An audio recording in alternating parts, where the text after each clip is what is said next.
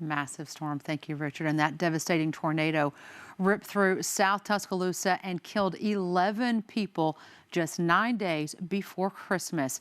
WVUA 23's Chelsea Barton sat down with a local woman today who lost not one, but two loved ones on this day 20 years ago. Lynn, Betty Weaver not only lost her firstborn daughter, Joy Mackey, but also her grandson, Scott Mackey, on that deadly day 20 years ago. This is a hard day for her every year, but she took time today to share with us and all of you her family's story of loss, healing, and moving forward. Okay, thanks. Love you. Bye. 20 years ago, Betty Weaver uttered those same words to her daughter Joy, not knowing that would be the last time they ever spoke. That last thing we said is, I love you. We always do. We've been doing that from day one. Weaver still lives here in Tuscaloosa. She says some days it feels like it's been 20 years or even longer since the storm.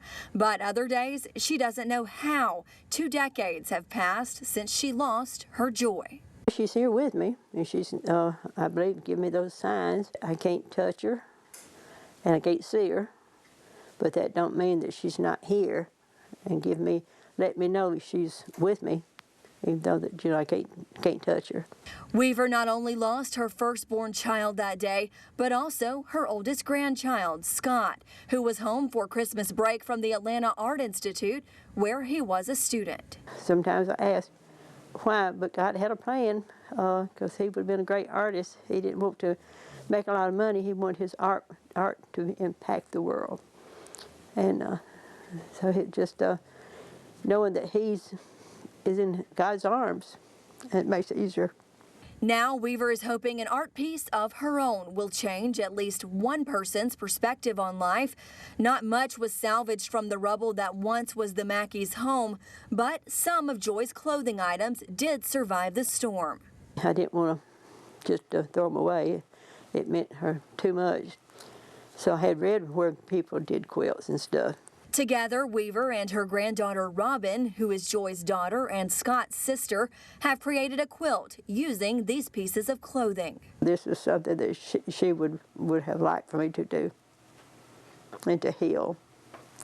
So it is a healing process, and people don't stop and think about it.